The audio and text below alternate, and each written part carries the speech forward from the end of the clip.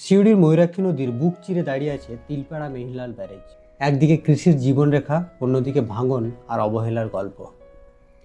আজ আমরা জানবো এটা কখন তৈরি হয়েছিল, কি ক্ষমতা ছিল আর কেনই বা এটা আজ ক্ষতির মুখে। সরকারি তথ্য অনুযায়ী তিলপাড়া ব্যারেজ 1956 সালে তৈরি হয়, অর্থাৎ এর তৈরির কাজ শেষ হয়। এটি ছিল পশ্চিমবঙ্গ সরকারের সেচ দপ্তরের ময়ূরাক্ষী রিজার্ভার প্রজেক্টের অংশ। এর প্রধান উদ্দেশ্য ছিল নদীর জল ক্যানেলের মাধ্যমে কৃষিক্ষেত্রে পৌঁছে দেওয়া এবং আঞ্চলিক যে জল নিয়ন্ত্রণ সেটাকে নিশ্চিত করা। এই ব্যারেজটির দৈর্ঘ্য প্রায় 1013 ফুট আর নির্মাণে খরচ হয়েছিল প্রায় 1,11,00,000 টাকা। এটা সরকারি তথ্য বলছে। এই ব্যারেজের ডিজাইন আর ডিসচার্জ প্রায় 849 কিউমেক্স, অর্থাৎ একসঙ্গে প্রচুর পরিমাণ জল ছাড়ার ক্ষমতা এর আছে। তবে এটি বড় ড্যামের মতো বিশাল আকারের কোনো ড্যাম নয়। এটা শুধু একটা জলকে আটকে রেখে তার কৃষি বন্টনের ব্যবস্থা করার জন্য তৈরি হয়েছিল। আর এই ড্যামটা আমাদের জেলার কৃষিক্ষেত্রে সর্বাধিক ভূমিকা পালন করে। ধান, গম, সবজি সব ধরনের ফসলের জন্য এই ব্যারেজের জল নির্ভরতা কিন্তু অপরিসীম। চাষের আগে মানুষ খোঁজ নেয় যে এবারে তিলপাড়া ব্যারেজ থেকে জল ছাড়বে তো, কারণ সেটার উপর নির্ভর করে বহু জায়গায় চাষ হয়।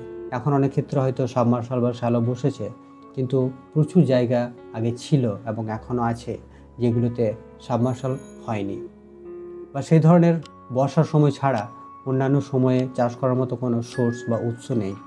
তখন কিন্তু এই জলাধার জলের উপরেই সারা বছরের চাষ নির্ভর করে। কিন্তু এত গুরুত্বপূর্ণ একটা ব্রিজ বা জলাধার হঠাৎ করে এরকমভাবে ভেঙে পড়ছে কেন? এত ক্ষতির কেন সম্মুখীন হলো? এর প্রথম কারণ হিসাবে জনমানসে যেটা উঠে আসছে সেটা হচ্ছে ড্যামের খুব কাছ থেকে অবাধ এবং অবৈজ্ঞানিক পদ্ধতিতে বালি তোলা।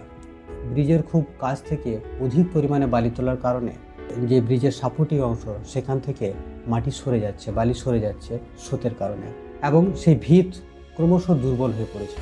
এবং ব্রিজের যে সাপোর্টিভ বিম, সেগুলো যে ভিত ছিল সেটা দুর্বল হয়ে গিয়ে আজ ড্যাম্পে ফাটল ধরেছে। এবং তার উপরে দ্বিতীয় কারণ হিসেবে পাঁচামি পাথর শিল্পের ভারী ওভারলোড ট্রাক যাতায়াতকে দায়ী করা হয়েছে। এই ব্রিজটি যখন তৈরি হয় তখন কিন্তু পাথর শিল্প ছিল না এদিকে, তাই সেই কথা মাথায় রেখে কিন্তু এই ব্রিজটি তৈরি হয়নি।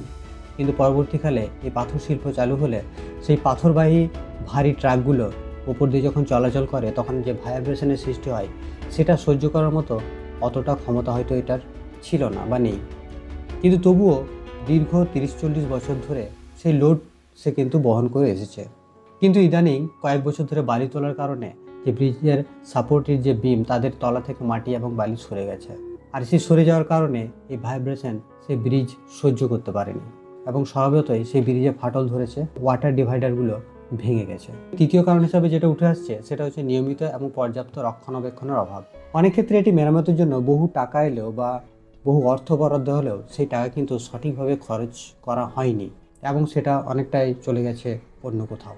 মূলত এই তিনটি কারণে বালি তোলার ফাউন্ডেশন দুর্বল হওয়া, ওভারলোড, পাথরবাহী ট্রাকের ওজন এবং সঠিক মেনটেন্যান্সের অভাব, ব্যারেজে ফাটল ধরা, গার্ডওয়াল ভেঙে পড়া, এমনকি জলের প্রবাহ নিয়ন্ত্রণের সমস্যা তৈরি হয়েছে। নদীর জলপ্রবাহের চাপ আর মানুষের অবহেলা মিলেই এই অবস্থার সৃষ্টি করেছে। আর এই সমস্যার সমাধান করতে প্রয়োজন ড্যামের কাছাকাছি বালি তোলা সম্পূর্ণ নিষিদ্ধ করা, ওভারলোডেড গাড়ি চলাচল বন্ধ করা আর নিয়মিত ইঞ্জিনিয়ারিং পরিদর্শন ও মেরামতের ব্যবস্থা করা। না হলে এই ব্যারেজ হারিয়ে ফেলতে পারে তার দায়িত্ব ও কার্যক্ষমতা। তিলপাড়া ব্রিজ শুধু একটা ব্যারেজ বা কংক্রিট বা স্টিলের কাঠামো নয়, এটি কৃষি, অর্থনীতি আর মানুষের জীবনের সাথে ওতপ্রোতভাবে জড়িত। এই ব্রিজটার উপরেই নির্ভর করে চাষবাস হয়, যেটা এই এলাকার অধিকাংশ মানুষের জীবিকা। এই অঞ্চলে পাথর শিল্প আছে, এই অঞ্চলেই খড়ি শিল্প আছে, এই অঞ্চলে মোড়া আছে, আবার এই অঞ্চলেই কয়লা শিল্প গড়ে উঠছে। সুতরাং বুঝতে পারছেন এই অঞ্চলের অর্থনীতির ক্ষেত্রে এই ব্রিজ কতটা দায়িত্ব পালন করে, এর গুরুত্ব কতটা।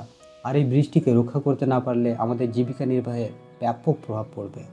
তাই আমাদের দায়িত্ব এটাকে রক্ষা করা এবং ভবিষ্যৎ প্রজন্ম যাতে এর সুফল পেতে পারে তা নিশ্চিত করা। ধন্যবাদ।